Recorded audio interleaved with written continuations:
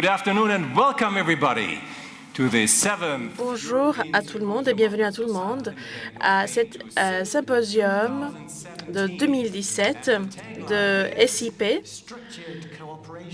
coopération structurée entre les systèmes de santé pour lutter la douleur. Nous sommes ici à Malte et cette conférence est sous l'égide de la présidence maltaise. Cet après-midi, nous aurons Neil Bedridge, qui est le co-président. Et bien sûr, applaudissez s'il vous plaît, merci. Merci. Et Michael von Fissen, merci beaucoup. Et merci à vous. Donc, vous êtes très gentil en ce moment, mais nous sommes modérateurs. Donc, c'est notre responsabilité de garder les temps. Donc, il faut être très strict parce que notre présentateur va se connecter à nous avec un lien vidéo. Donc, on va vous donner 10 ou 12 minutes. Il faut garder ce limite. Si vous arrivez à vos 15 minutes, soit Michael, soit moi, d'une façon très amicale, on va venir vers vous et si, en fait, le plus longtemps que vous parlez, on va être plus près de vous pour vous arrêter, en fait. Donc, il faut garder les horaires. Merci. Donc, plus important, je souhaite vous donner tous la bienvenue ici. C'est le mélange incroyable des parties prenantes, des professionnels, employeurs, décideurs de politique, politiciens, tous qui sont ici et on vous donne la bienvenue.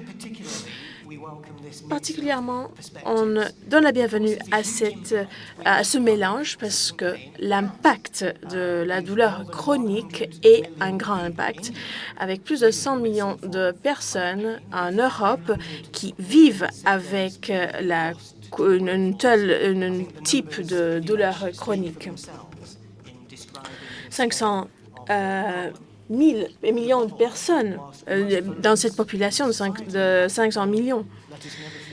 Et il ne faut jamais oublier aussi l'impact personnel, l'impact sur les personnes qui vivent avec la douleur, n'importe quelle douleur ils doivent faire face. Et nous parlons surtout de la douleur chronique. La douleur chronique est toujours en discussion. Est-ce que c'est un symptôme, une maladie? Quelles sont les caractéristiques? Comment est-ce qu'on va définir la douleur chronique? Et donc, il faut un processus évolutif et en espérant qu'aujourd'hui, nous pourrons contribuer à une clarification meilleure pour arriver à un consensus sur la définition. Comme nous avons dit hier, c'est important d'avoir ce consensus pour aller vers la même direction. Donc, nos coprésidents. Premier, Lisa Uttila.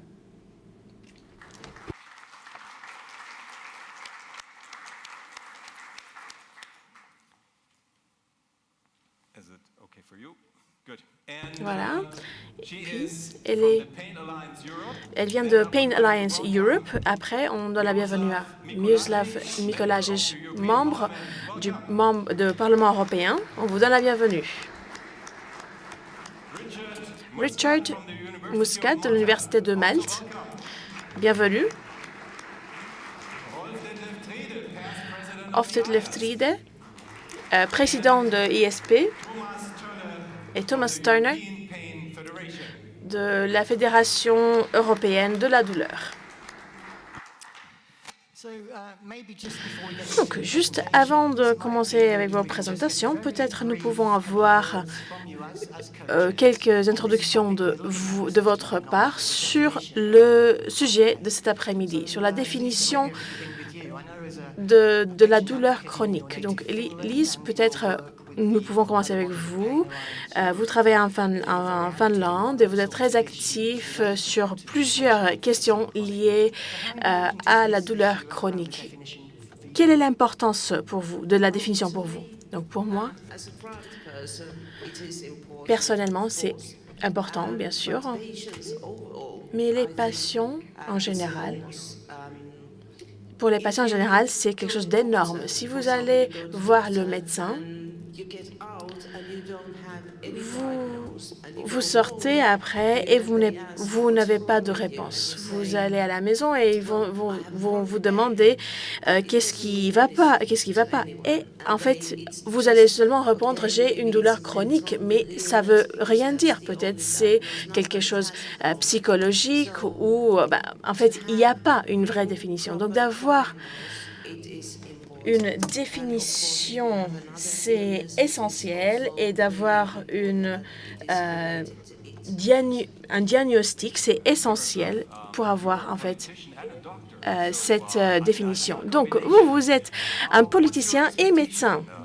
Donc, un mélange qui est super. Quelles sont vos attentes pour aujourd'hui? Merci beaucoup. Donc, je viens de la Slovaquie. Vous avez parlé des conditions des douleurs chroniques sur lesquelles la présidence ancienne, celle slovaque, a déjà travaillé. Et donc, c'est un vrai plaisir d'être ici. Je travaille au sein du Parlement européen pendant 30 ans et je suis médecin. Je suis les dossiers différents qui parlent des différentes maladies. Et, mesdames et messieurs, collègues, médecins, parties prenantes, c'est la vraie opportunité aujourd'hui. Je crois qu'on est prêt d'avoir une définition. On a déjà mené un bon travail. On a eu 4 sessions ce matin, 4 panels ce matin. On va continuer. Il faut avoir ce consensus pour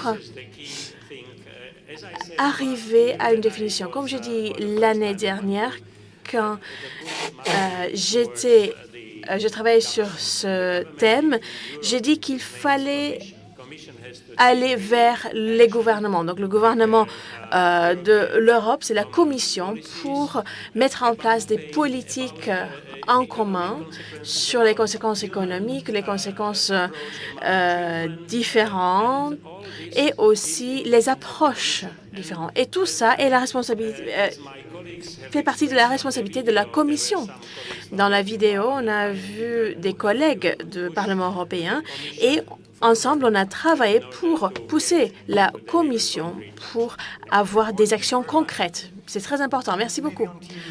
Richard, je sais que vous êtes impliqué dans plusieurs choses, mais en ce moment, vous êtes le président d'un groupe de travail pour le Conseil européen au nom de la présidence maltaise. Vous regardez les différentes alternatives, thérapies différentes. Quelle est votre perspective? Donc, c'est une grande honneur d'être ici. Je suis locale, comme vous avez dit, et une responsabilité de notre présidence est de regarder le plan d'action des médicaments de l'Union européenne pour 2018-2020. Nous espérons que dans les 2-3 semaines qui viennent, il y aura des actions qu'on va prendre.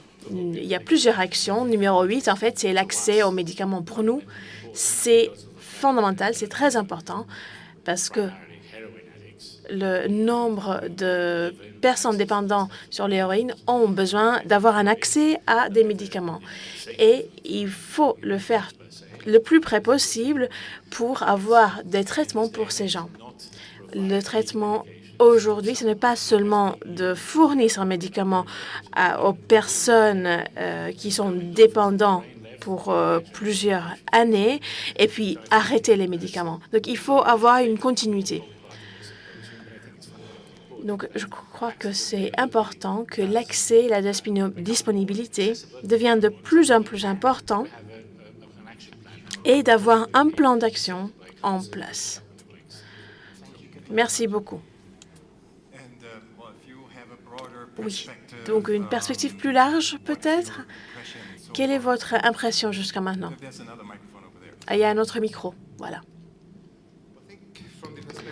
Donc, de la perspective de l'Association internationale de la douleur, CIP et l'Europe, malheureusement, existe seulement en Europe. C'est des organismes supranationaux qui peuvent influencer, impacter les politiques. Je suis très heureux de voir en fait que le Parlement européen est derrière toutes ces politiques et d'avoir un impact sur les politiques européennes. Et ça pourrait réaliser dans d'autres pays aussi. Oui, donc en fait, tout à l'heure, on va entendre de vous sur la douleur chronique. Merci. Thomas, maintenant, nous allons parler donc de la définition de la douleur chronique. C'est pour ça que nous avons cette rencontre cet après-midi pour arriver à une définition. Vous avez préparé une définition pour commencer, on va dire? Oui, donc en fait, pour commencer. Les conseillères scientifiques dans notre comité sont convaincus que tout est fait pour rien si nous ne savons pas de quoi on parle. Donc, il faut arriver très près à une définition de la douleur chronique. Comme Lisa a dit, si elle a les symptômes et si elle décrit les symptômes, elle a besoin de savoir quelle est la maladie. Et si on n'a pas la maladie, on va être très déprimé. Donc, comme médecin, il faut savoir de quoi on parle et ce serait très pertinent de commencer par ça. Donc, ici, voilà, nous avons la définition. Donc, oui, donc la douleur chronique peut coexister avec d'autres conditions ou peut être le seul diagnostic. Pour des années, la douleur était vue comme un symptôme